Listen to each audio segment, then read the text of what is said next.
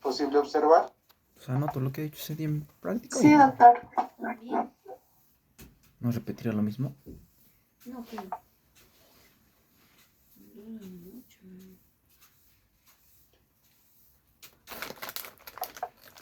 De repente va a hablar.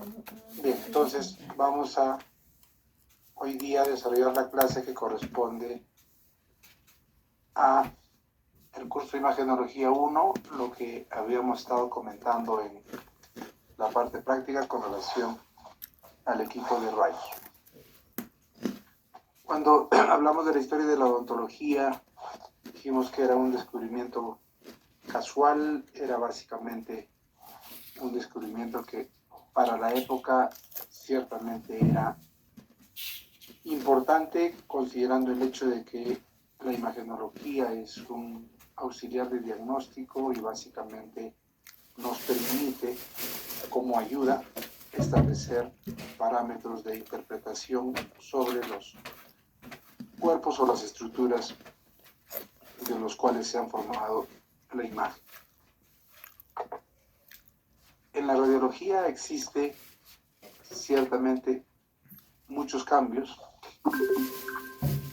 Hoy en día aprovechamos el hecho de utilizar lo que se llama imagenología en todas las áreas de la odontología, también en la parte médica, y la evolución de esta ha hecho que hoy utilicemos, por ejemplo, imágenes tomográficas relacionadas a un volumen cuando se aprovecha básicamente una fuente de radiación para no solo formar una imagen plana, sino más bien una imagen tridimensional que conocemos como una tomografía o una imagen 3D.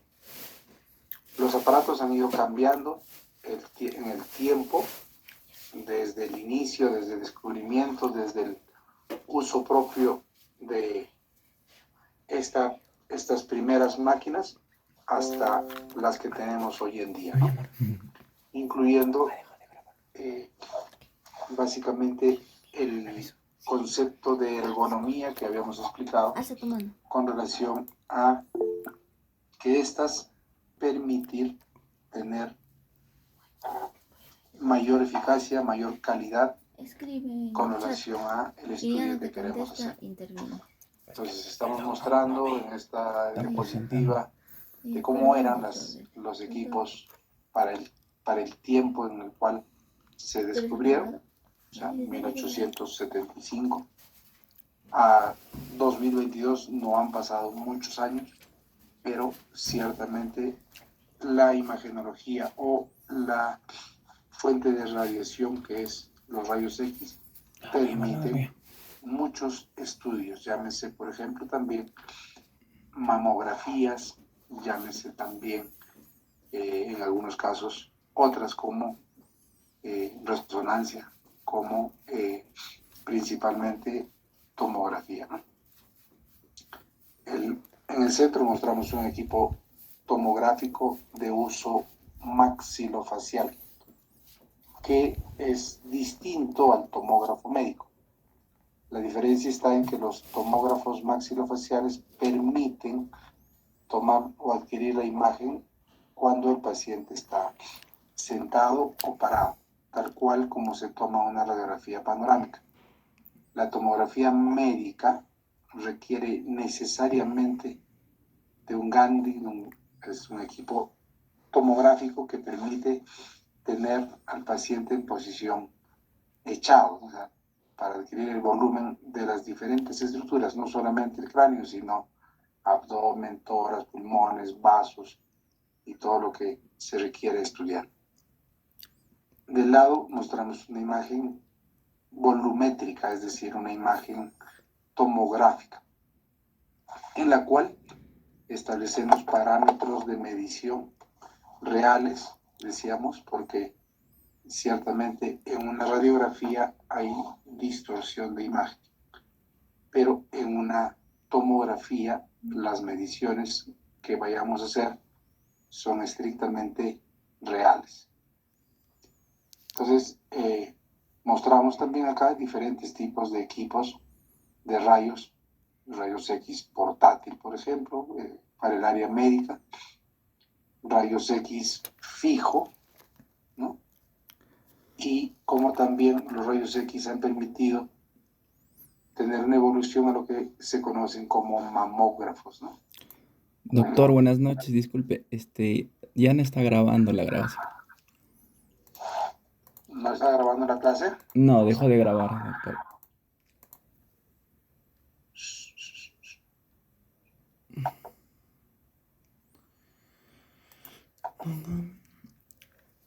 No. Nos permitimos establecer estudios de diferente índole, ¿no? Llámese, por ejemplo, a través de una mamografía, básicamente para el estudio de las mamas, ¿no? Cuando se hicieron los equipos de uso odontológico, ciertamente estas se fabricaron con algunas condiciones y algunas características específicas para la ubicación del paciente, para la disposición en el espacio, es decir, en el gabinete o en el consultorio dental. Entonces podemos establecer que hay equipos de rayos X de uso odontológico portátiles, los que están anclados a la pared o básicamente con las características y condiciones que permitan, ¿no?, un fácil acceso, sobre todo al paciente. Entonces, en esas condiciones, lo importante de un equipo de rayos es saber básicamente su funcionamiento, ¿no? Para qué y en qué condiciones usamos. Ya habíamos hecho algunas diferenciaciones con respecto a esta, y es decir, ¿no?, tenemos desde los equipos fijos, los que pueden ser rodables o los que pueden ser portátiles. Básicamente, las condiciones en las cuales yo tenga que conocer y comprar un equipo están relacionados a dos principios físicos que habíamos también comentado, con relación al kilovoltaje y al miliamperaje. Nosotros sabemos que la fuente de energía para la formación de rayos X es la energía eléctrica, ¿no? Considerando que las radiaciones son ondas o radiaciones de tipo electromagnéticas, es decir, tienen un campo y tienen carga. Eso significa de que nosotros en los equipos de rayos vamos a identificar dos situaciones importantes: qué kilovoltaje tiene y qué miliamperaje.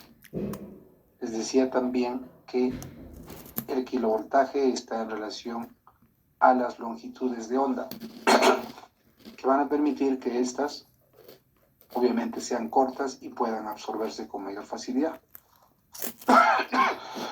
Y entonces trabajamos también en función de el miliamperaje. Por defecto o por fábrica, ¿no?, las diferentes fábricas que, redundando, fabrican los equipos de rayos,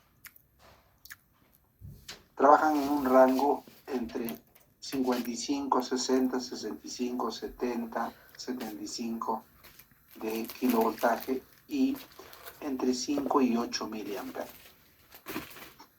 Ya decíamos que el factor kilovoltaje y miliamperaje tiene que ver con la adquisición de la imagen, sobre todo cuando se considera el factor de densidad, es decir, la capacidad que tiene el cuerpo de absorber los rayos X. Y esta está en función de qué? De su composición y básicamente de su estructura, ¿no? ¿Cuál es la composición de esa estructura?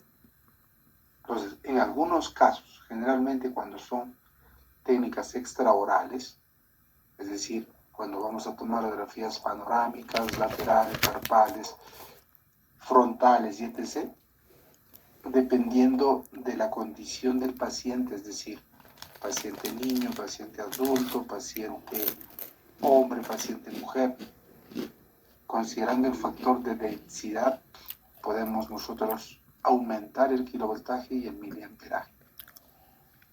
En los equipos dentales estos factores no los vamos a poder modificar porque ya vienen de fábrica así. Entonces yo tengo que considerar un factor intermedio y considerando también cuál se ajusta a mi necesidad.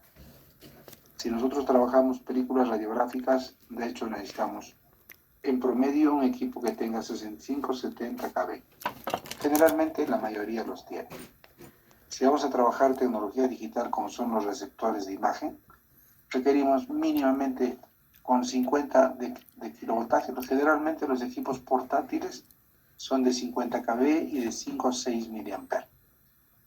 Porque los tiempos de exposición con relación a los sensores es mucho menor y se requiere por eso que el kilovoltaje no sea muy alto con relación a la sensibilidad del receptor. Entonces, estos factores, como decíamos, son importantes para establecer el flujo o el control de la velocidad con relación a la fuente de radiación. Y el miliamperaje con relación a la potencia o las condiciones en las cuales estas van a salir, ¿no?, a través de el tubo de rayos X para poder atravesar la estructura como corresponde.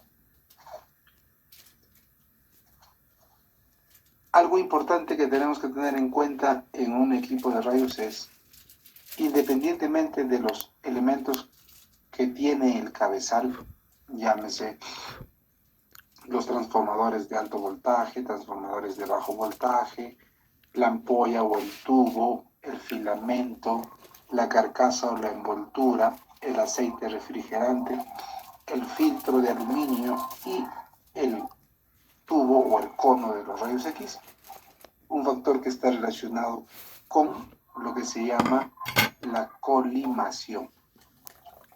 Entonces, todos los equipos de rayos X dental tienen un colimador interno.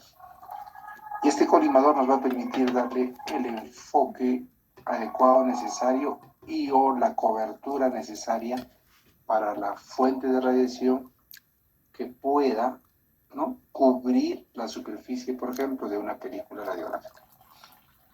¿Cómo lo comparamos un colimador?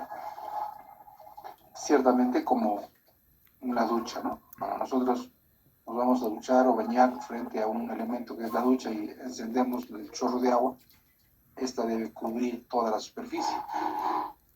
Si es que no tiene una cobertura completa y hay una falta de cobertura, significa, por ejemplo, uno, que la distancia no puede estar bien establecida con relación al punto o que no esté bien colimado. Muy difícil que pase esto porque generalmente todos los equipos ya tienen una colimación de tipo rectangular en función al tamaño de la película radiográfica. Entonces, por supuesto, también generalmente no hay problema con respecto también a la colimación. Lo que tenemos que jugar en esas situaciones es el factor distancia, es el factor que hay entre el haz de rayos y el cuerpo y el receptor. Entonces van a haber situaciones en las cuales no nos podemos alejar mucho de la fuente de radiación, no nos podemos acercar mucho. Esas variantes las vamos a ir explicando en la clase que corresponde con respecto a la formación de la imagen. Entonces, ¿qué es importante con relación, repito, al equipo de rayos? En el cabezal, en lo que concierne al cabezal, a la parte interna propiamente de esta, vamos a tener lo que decimos. Para la formación de rayos X, nuestra fuente primaria es la energía eléctrica. Pero algo tiene que pasar internamente, es decir, tenemos lo que nosotros conocemos como el cátodo y el ánodo, uno con carga positiva y el otro con carga negativa.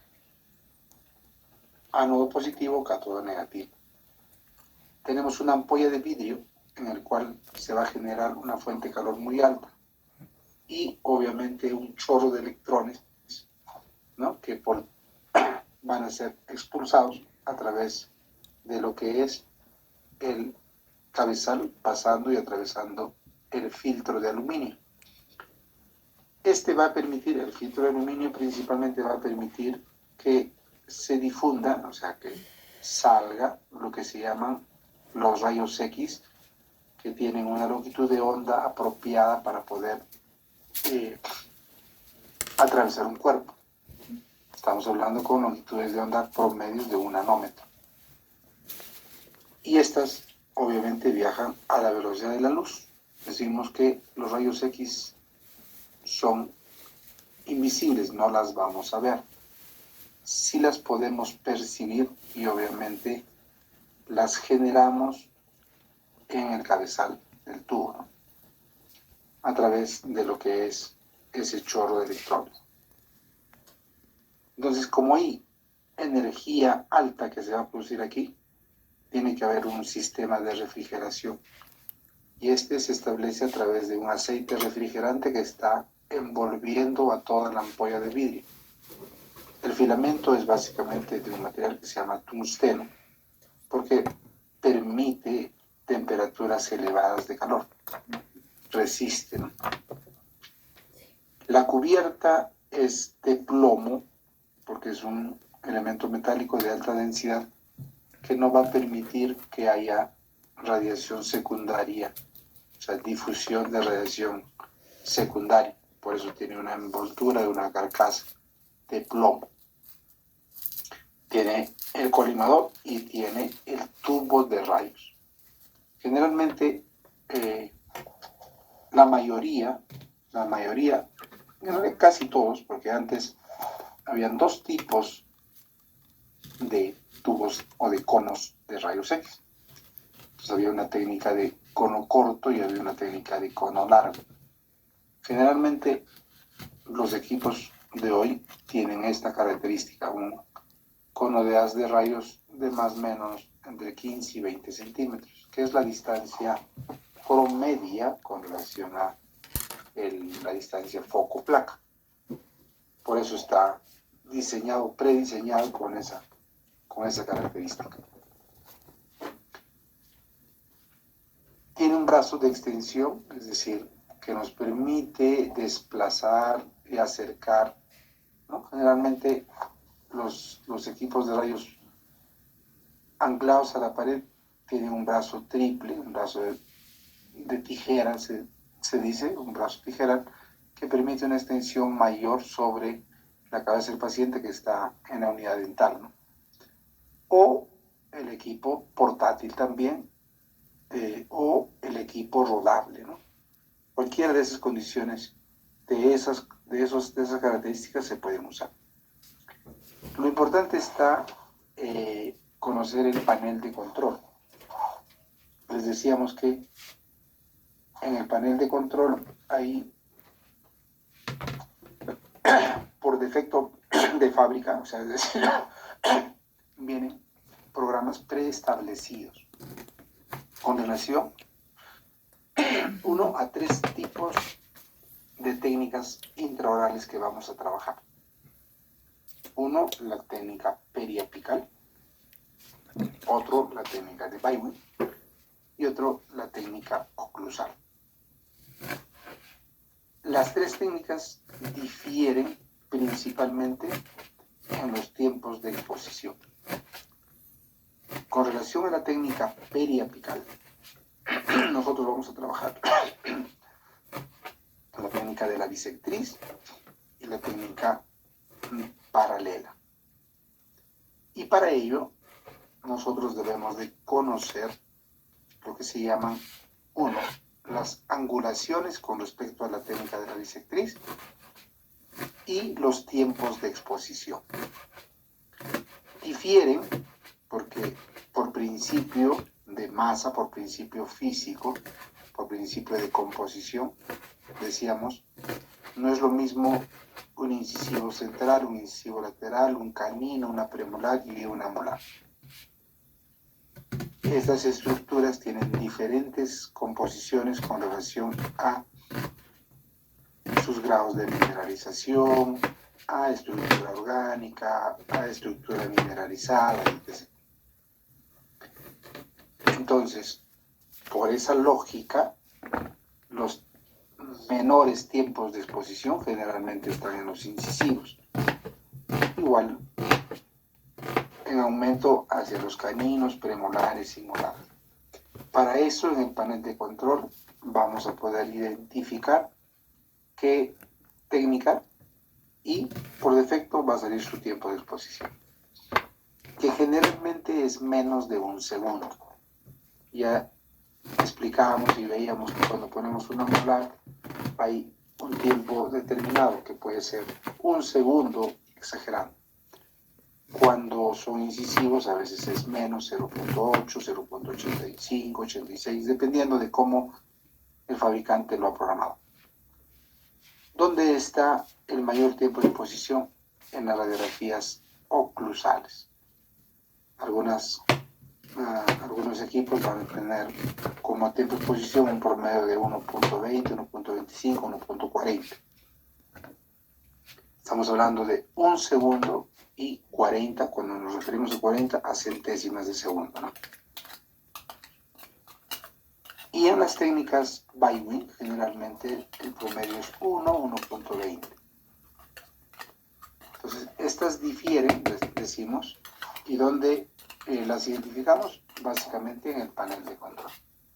Y también es posible diferenciar dos cosas con respecto a la densidad. Decíamos, ¿no? Estructuras que son menos densas, estructuras más densas, con relación, por ejemplo, a un paciente niño o un paciente adulto, o un paciente masculino o un paciente de sexo femenino. Hay esa diferencia. Esa diferencia la vamos a encontrar en el panel. Y también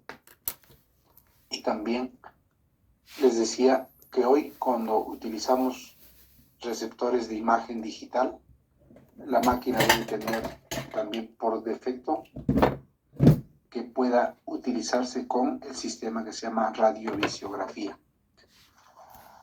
Aquel equipo que tenga esa opción va a permitir trabajar sensores radiográficos porque los tiempos de exposición varían considerablemente.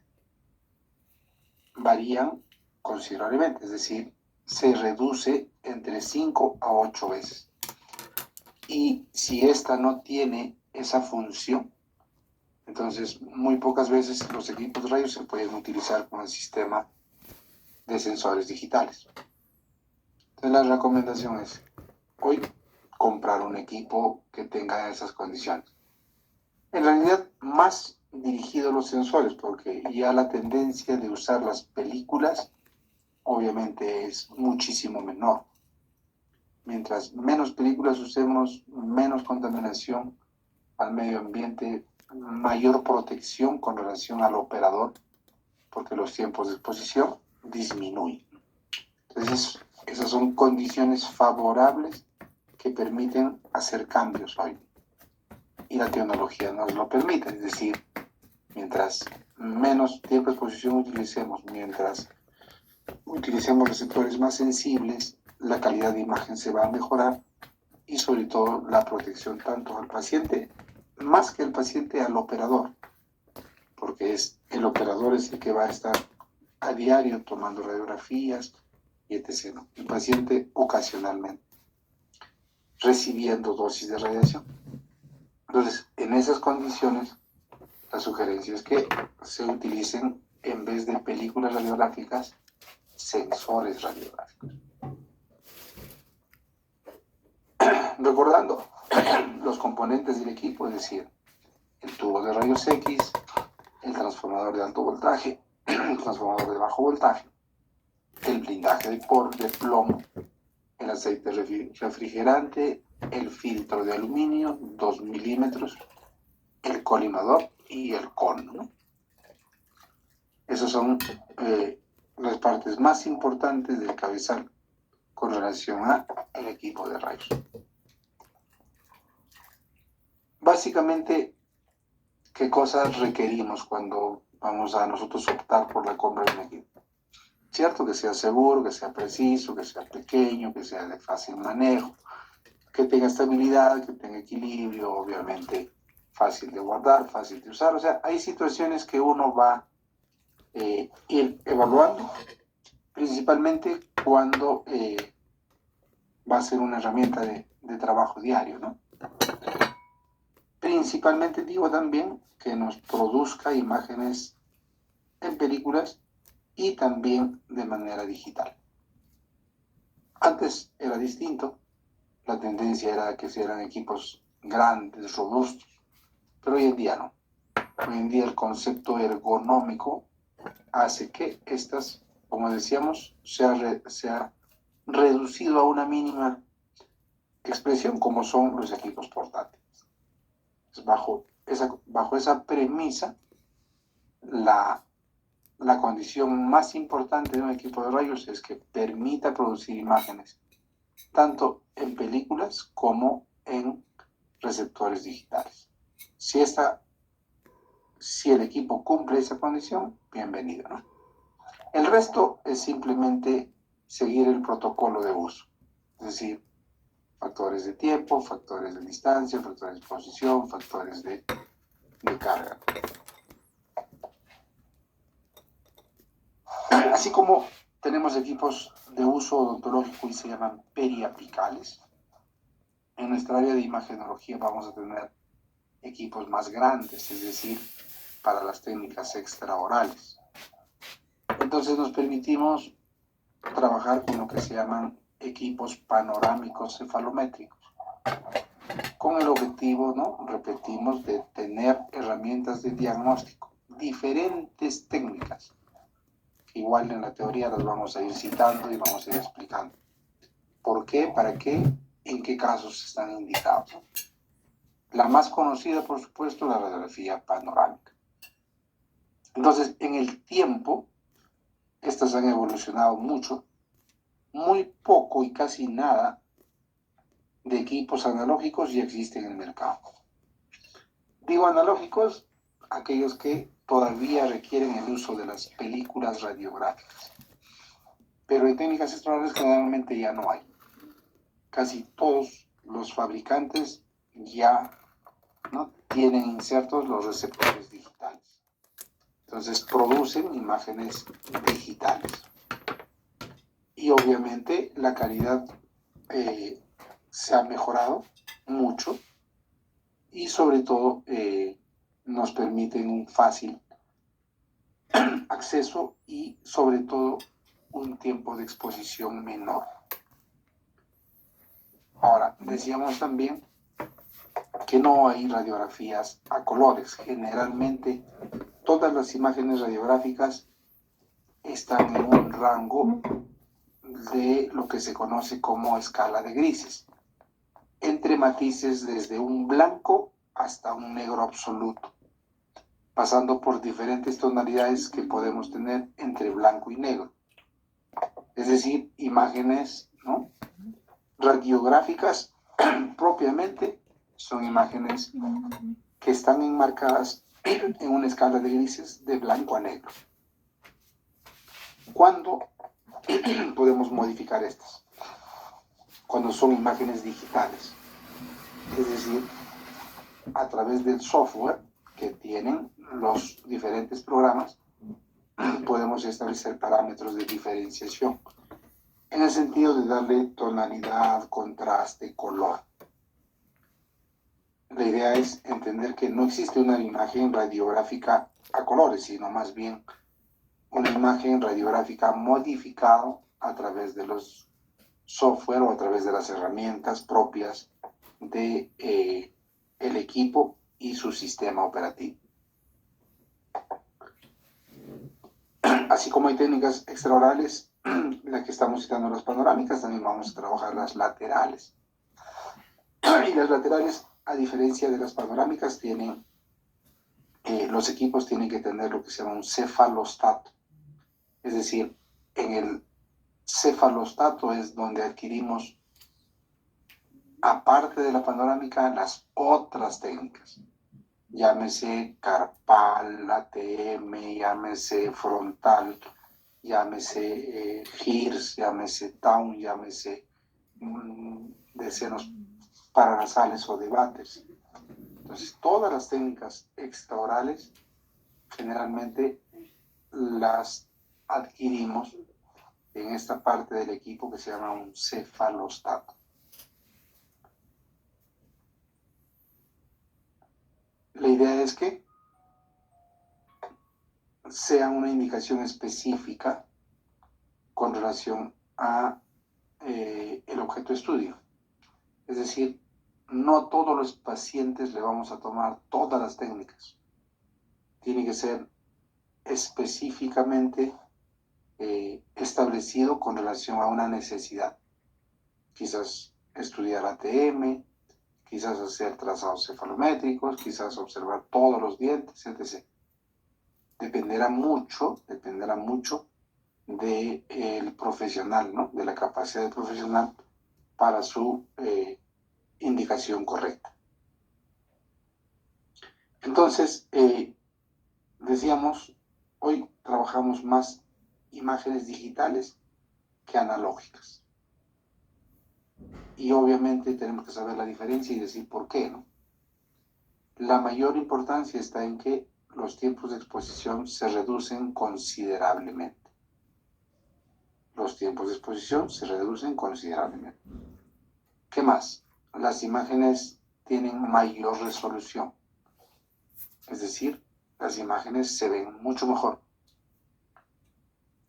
También podemos hacer un estudio preciso de una región de interés, por ejemplo, llámese ATM, llámese cuerpo mandibular, llámese región sinficiaria. O sea, podemos establecer parámetros específicos de estudio.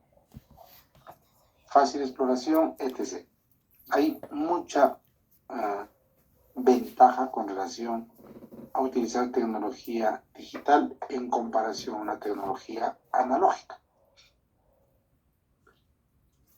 Aquí hay una diferencia con relación a lo que estábamos comentando.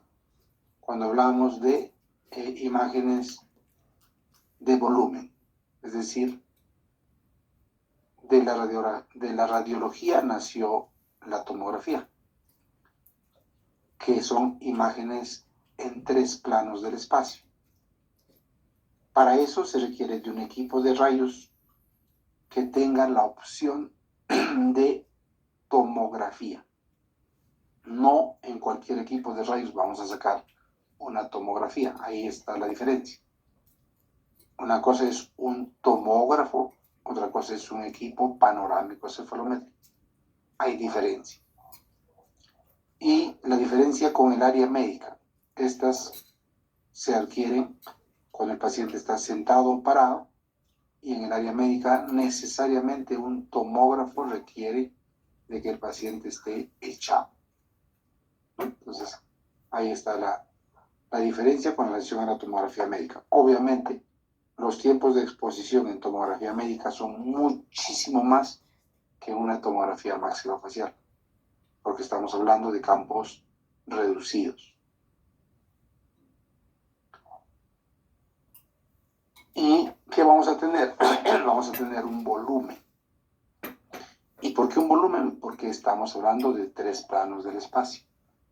Entonces, lo que no observamos en una radiografía, podemos observar en una tomografía. Ese es un principio importantísimo. Muchísimas cosas que vemos proyectadas en un solo plano, como es la radiografía, ¿no? Muchísimas cosas nos pueden dar un falso diagnóstico. Para eso tenemos que descartar con un estudio tomográfico. Y son herramientas que siempre van a estar a nuestro alcance, ¿no? Entonces, una cosa es una radiografía y otra cosa es una imagen de volumen o tomógrafo. Hay equipos que permiten hacer todo esto, es decir, adquirir imágenes panorámicas, otras técnicas extraorales y a su vez volumen. Entonces ya se llama un tomógrafo maxilofacial, que tiene tres posibilidades de uso: panorámicas, otras técnicas extraorales y volumen. Entonces el volumen es la tomografía, que requiere necesariamente de un programa y de un software. Todos los fabricantes, cada fabricante tiene determinado software. Entonces no es un software universal para un tomógrafo, sino más bien depende del tomógrafo. Equipos en el mercado, muchos, lo que se tiene que ver es el tamaño del campo de estudio. Mientras la tomografía sea más grande, que es un campo más grande, el sensor obviamente también tiene que tener esta cobertura, y en función de eso es el costo también de estos equipos, ¿no? Entonces la idea de conocer tanto el equipo periapical como los extraorales están en relación a que estas nosotros las vamos a usar. En nuestra práctica de las semanas siguientes vamos a ya ir manipulando el equipo de rayos periapical con las diferentes imágenes o técnicas que vamos a trabajar. Muy bien, hasta aquí. ¿Alguna consulta, alguna pregunta, alguna duda?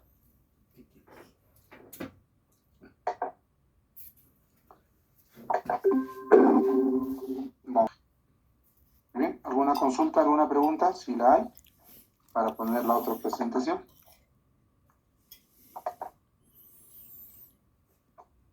Ninguna, digo.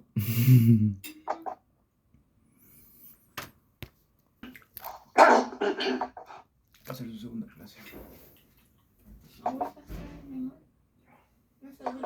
Damas y caballeros del jurado.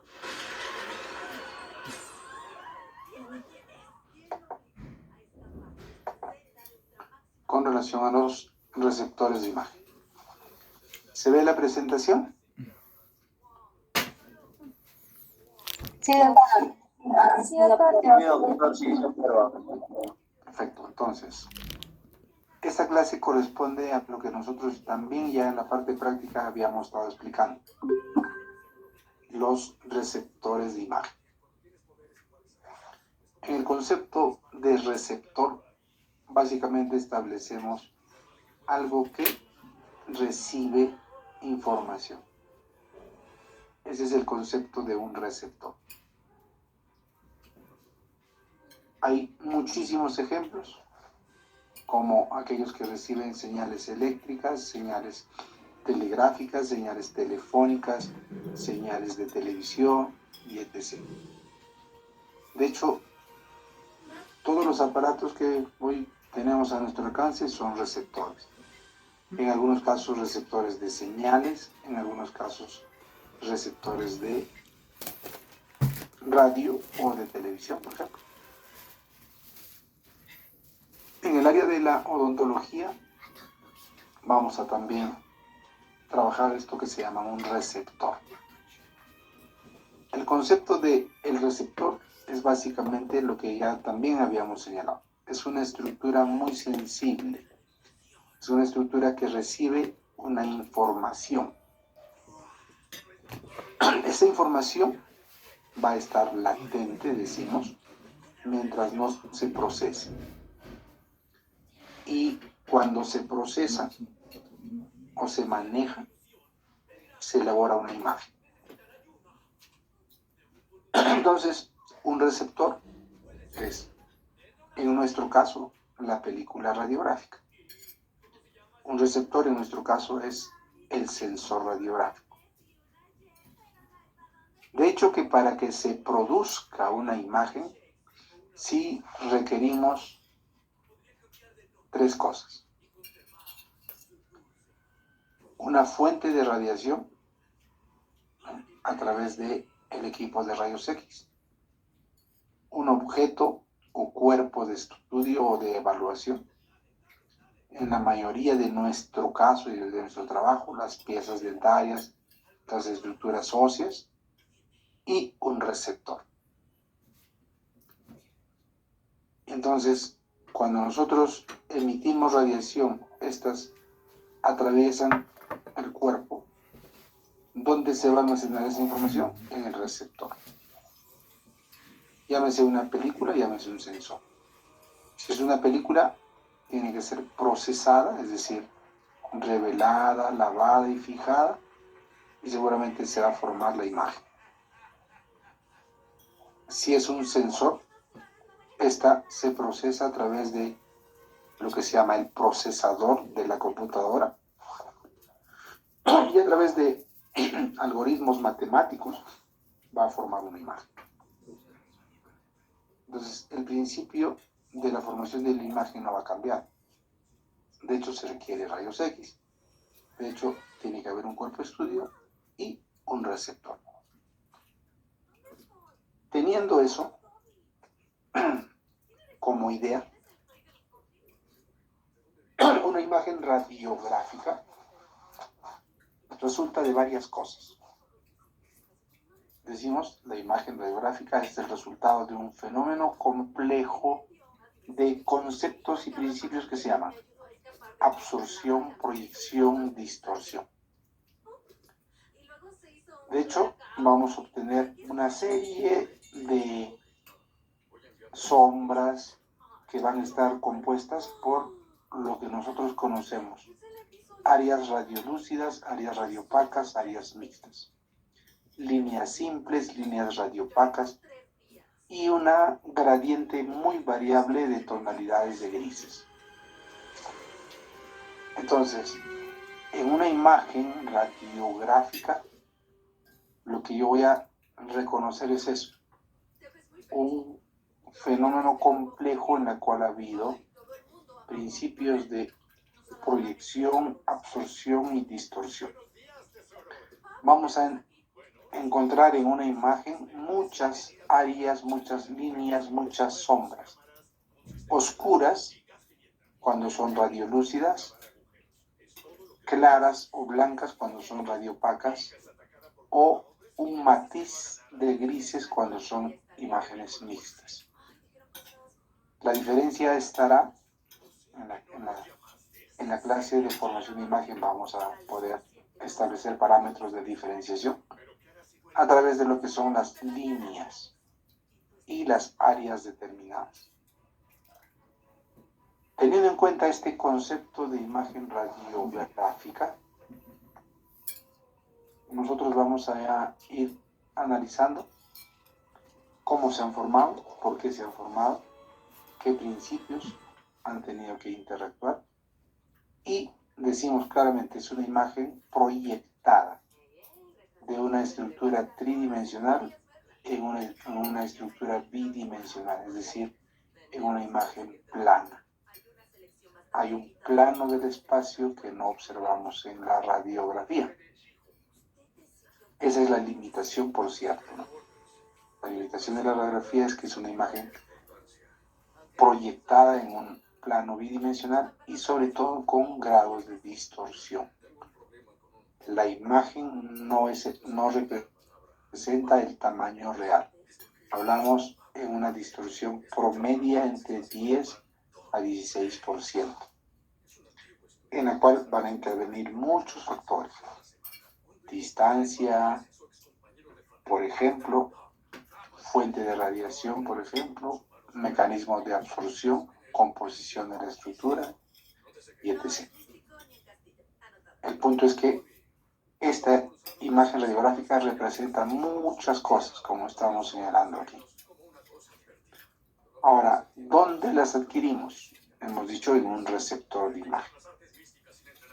Uno de los tipos de receptores de imagen se llaman películas radiográficas. Decíamos entonces que esa representa lo que se llama la tecnología analógica o la tecnología convencional. Cuando utilizamos una placa o una película radiográfica, tenemos que saber, obviamente, que estamos trabajando tecnología convencional o analógica. Las películas, como decíamos, ya en otras circunstancias no se fabrican. Pero, ¿qué cosa es una película? Una lámina, sabemos que es un receptor, pero es una lámina que tiene diferentes tamaños. Principalmente es lo que se llama una emulsión. Es una emulsión de sales de plata que está en un medio gelatinoso. O sea, cuando nosotros hablamos de la película como tal, ¿qué es ese? Es una emulsión de sales de plata que tiene una cubierta así, es decir, tiene una cubierta de material plástico, también tiene una lámina de protección, que es una lámina de plomo, y tiene una envoltura. Ya habíamos estudiado y habíamos señalado algunas características de las películas y las volvemos a mencionar. Están clasificadas en relación a su sensibilidad y también a su tamaño. De hecho, decíamos que para nuestro mercado solo vamos a encontrar dos tamaños, el de adultos y el de niños. Pero hay muchas más, ¿no? O sea, al inicio había, ahora ya no.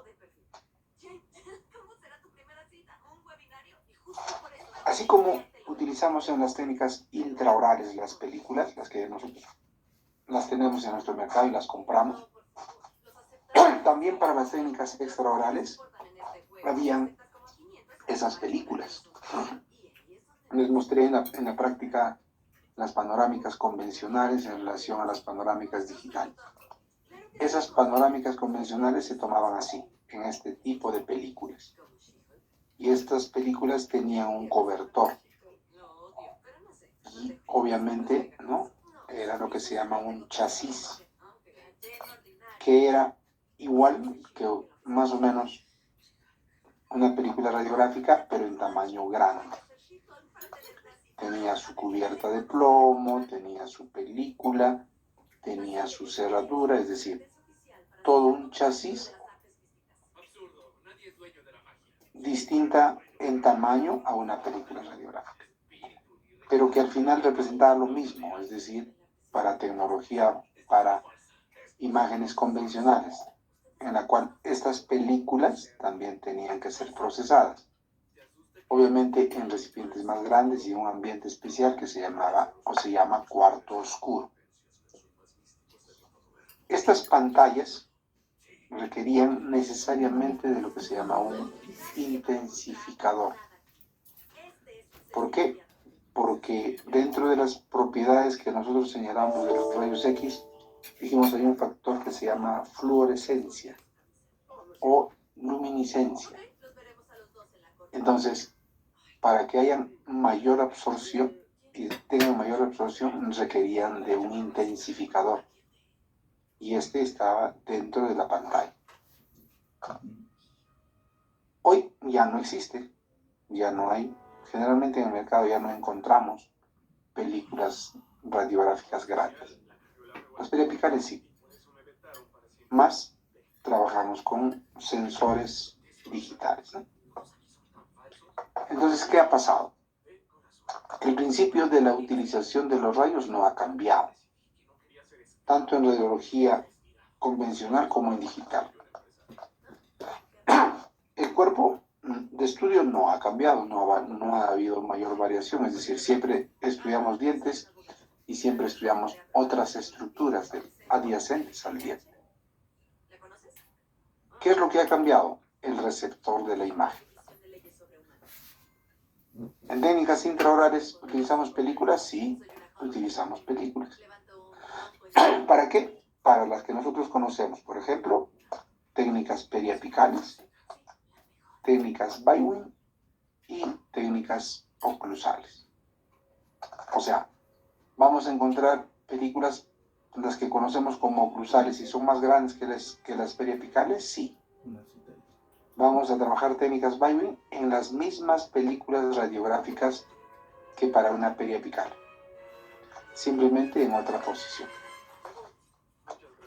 A diferencia de una tecnología convencional, decíamos, en la cual también se requerían de películas, pero hoy ya están desfasadas. O sea, aquí ha habido mayor cambio. Significa entonces que la mayoría de los equipos hoy son digitales. Los principios de adquisición de imagen no han cambiado. Lo que ha variado fundamentalmente son los tiempos de exposición. Generalmente los tiempos de exposición en radiología convencional extraoral estaban entre más de 30 segundos. 18, 20, 24, 26, 30 segundos. En tecnología digital, estos se han reducido hoy entre 12, 14 y 16 máximo segundos. Para técnicas extraorales me refiero.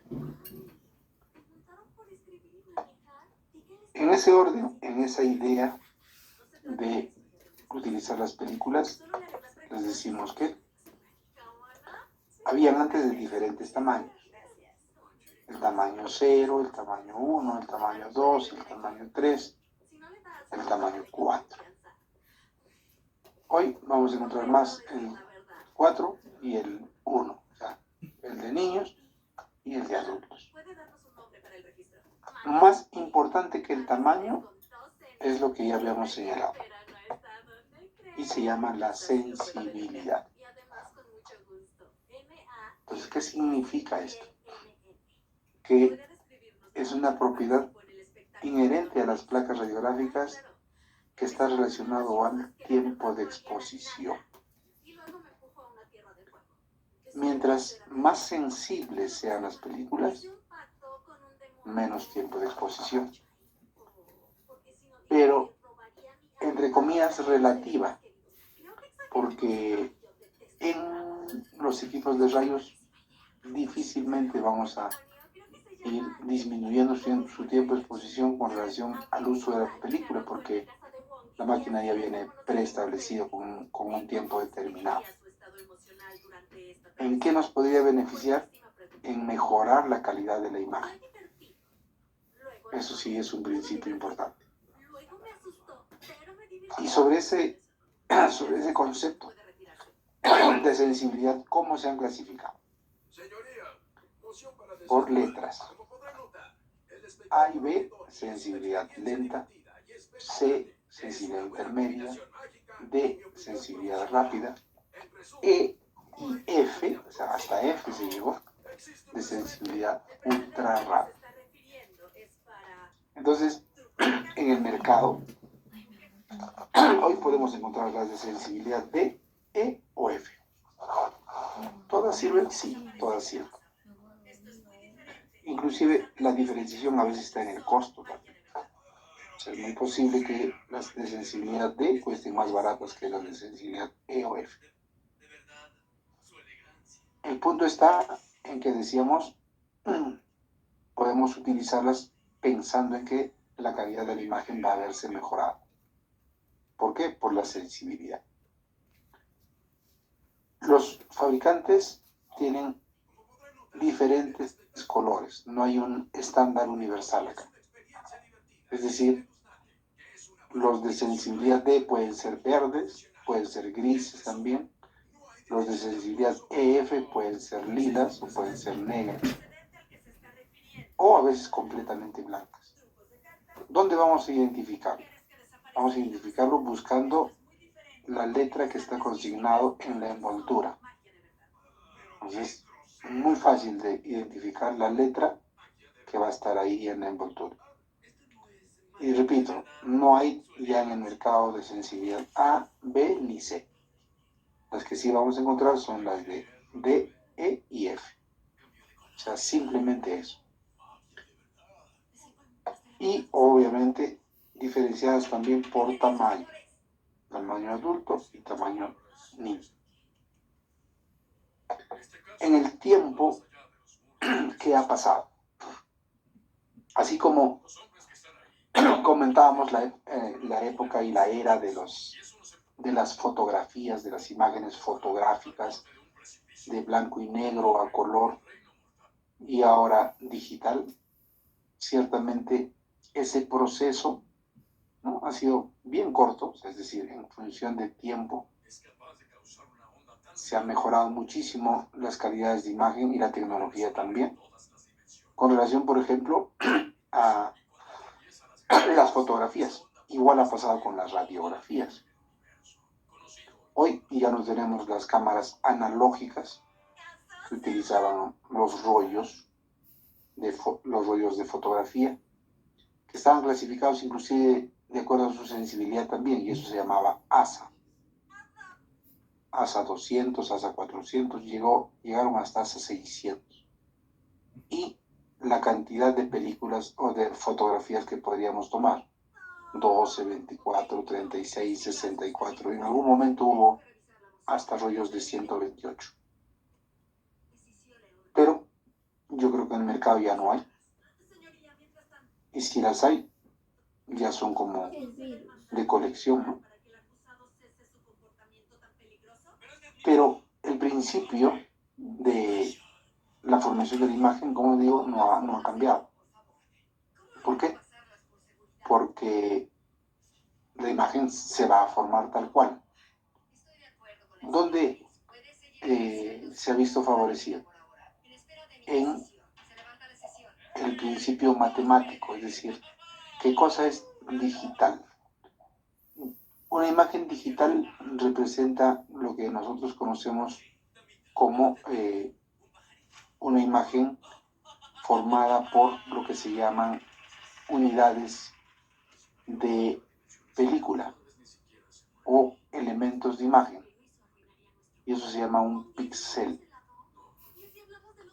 Las radiografías, las imágenes digitales, tanto radiográficas como fotográficas, se forman a partir de este elemento de la pintura o este elemento de la imagen, ¿no?, la mínima unidad de la imagen, que se llama píxel. Generalmente la mayoría de estas están sobre 4, 6, 8, 12, 16 millones.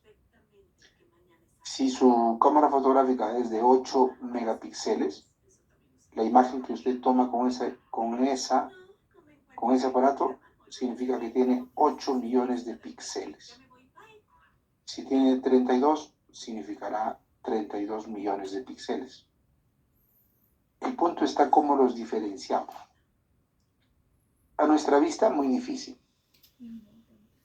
Lo que sí le va a conferir la cantidad de píxeles es el peso de la imagen. Es decir, imágenes más pesadas.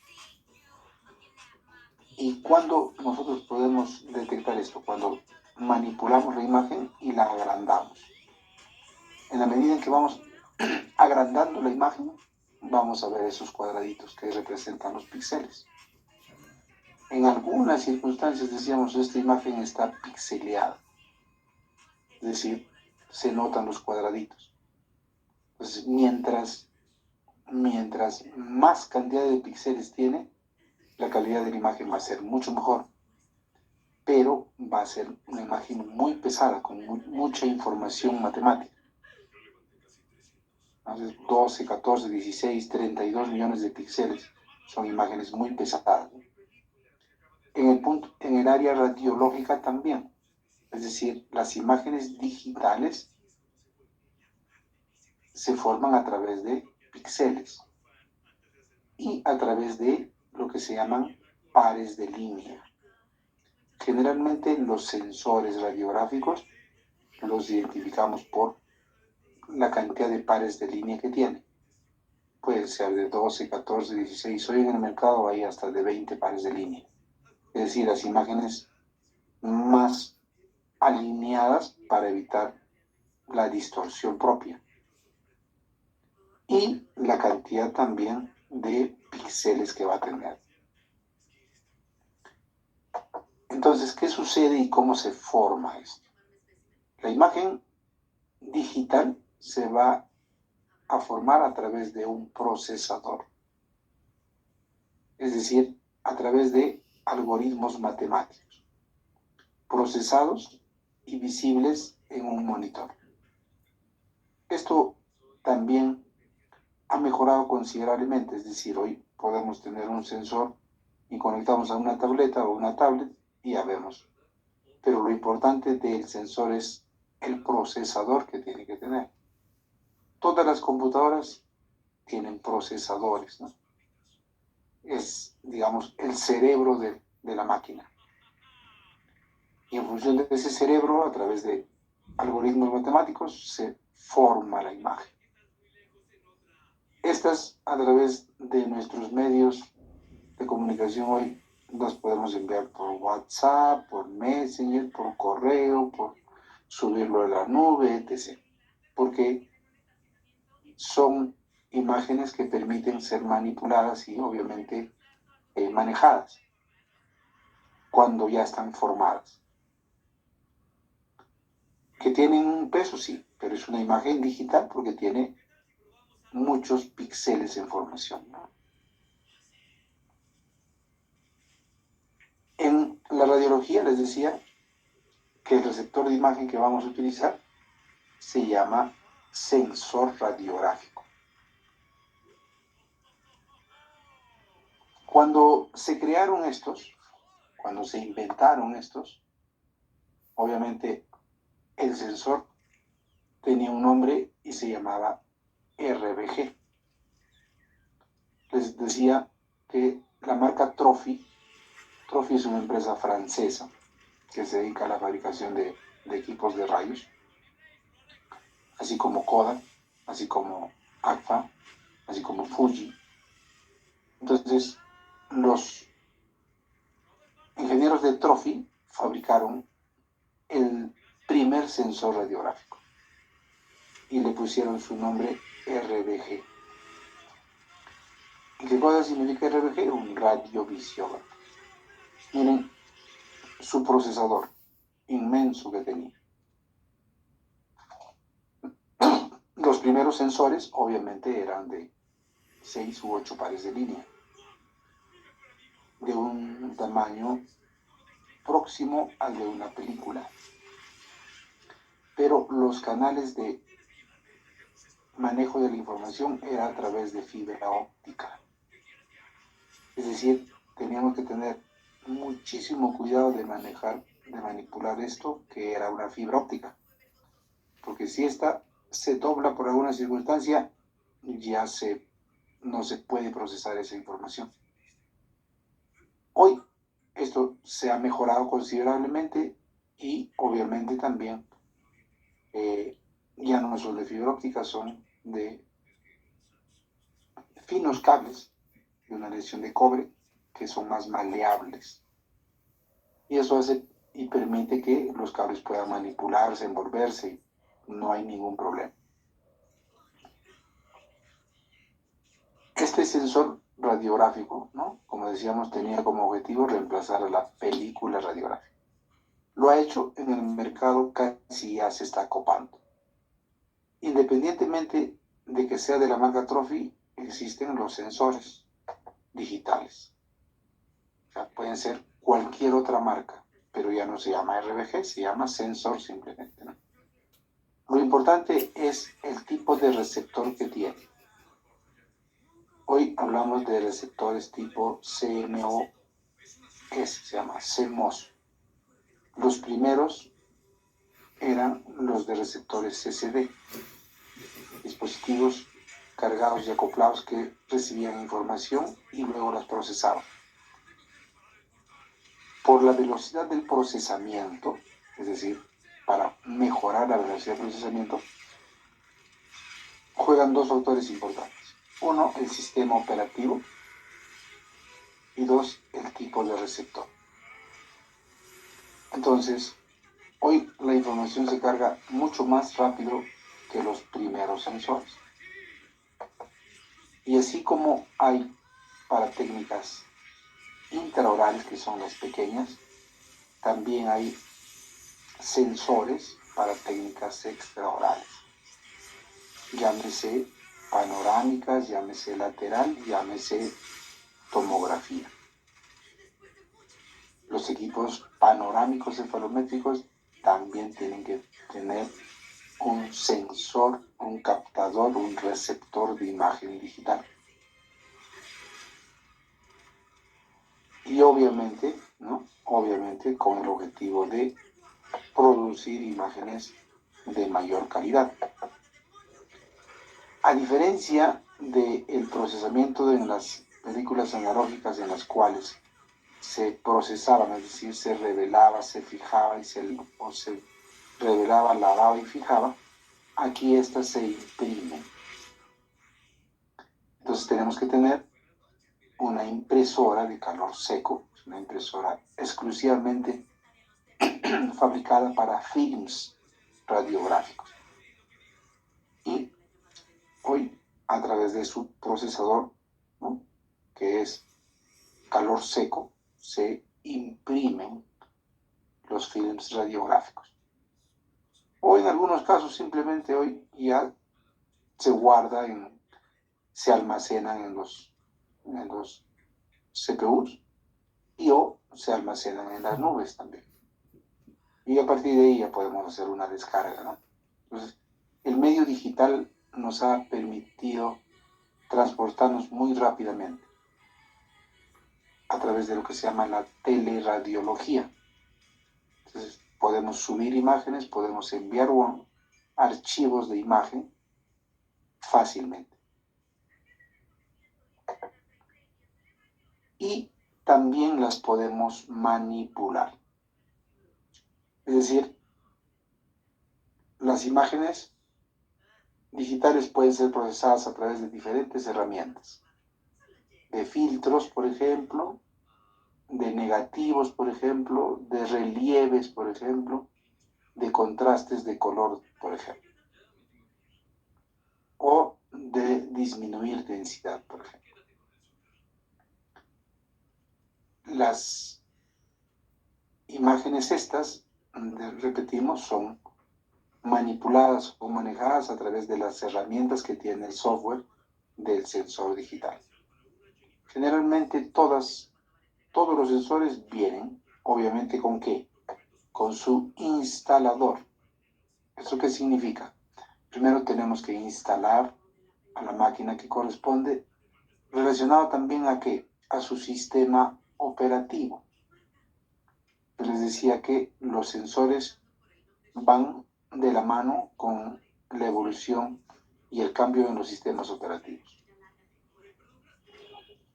El sistema operativo universal, entre comillas, el que más usamos, por eso decimos universal, es el sistema Windows. Entonces, los primeros sensores se fabricaron con un sistema operativo que era Windows 97. Hoy ya no existe ese sistema operativo y ya tampoco existen sensores para ese tipo de sistema operativo. De un tiempo a esta parte, fíjese cuándo se fabricó ese equipo y qué sistema operativo soporta. Si es un sensor de hace 3, 4 años atrás, estoy seguro que está diseñado para Windows 7, Windows 8, Windows XP. Si son sensores que están fabricados de hace un año atrás, están prestos para ser instalados en Windows, más allá de Windows 10. Entonces, esa consideración la tenemos que tener muy en cuenta al momento de comprar un sensor radiográfico o un receptor de imagen digital. El sistema operativo. Una vez instalado, vamos a tener diferentes herramientas. Y estas diferentes herramientas nos van a permitir manipular. Desde hacer un zoom, desde hacer un corte, desde hacer aumentar el contraste, disminuir el contraste, aumentar la densidad. O ponerle colores, contrastes, relieves, etc. Entonces, las imágenes digitales pueden ser manipuladas. Y hay que tener muchísimo cuidado, ¿no? Sobre todo cuando se manipulan estas imágenes. Entonces, tanto en técnicas extraorales como en técnicas intraorales podemos trabajar los receptores de imagen digital. ¿Podemos trabajar películas? Por supuesto que sí, no estamos negando esa posibilidad, ¿no?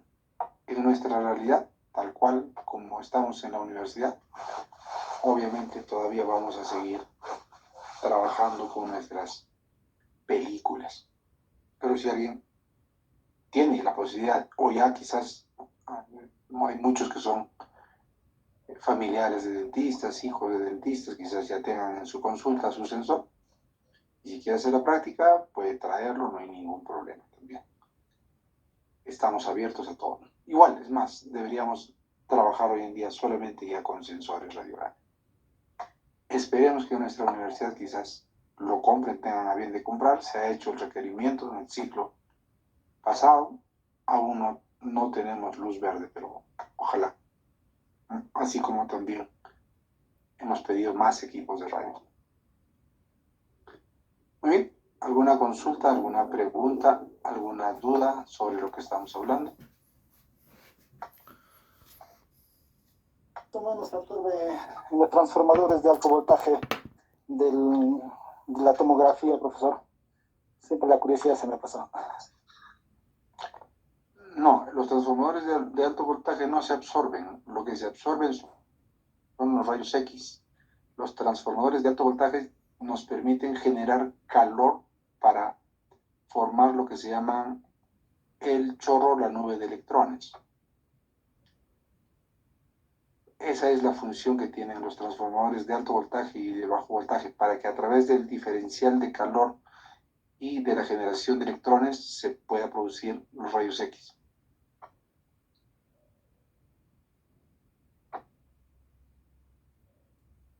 Profesor, y eso se tendrá que variar, pues, ¿no? Para que tenga la potencia correspondiente. En los equipos periapicales no la vamos a variar, porque esas ya vienen preestablecidos de fábrica. En los equipos panorámicos cefalométricos sí tenemos la opción de variar los factores de kilovoltaje y de miliamperaje en función al requerimiento y a la densidad del cuerpo. Eso también les explicamos en la parte práctica.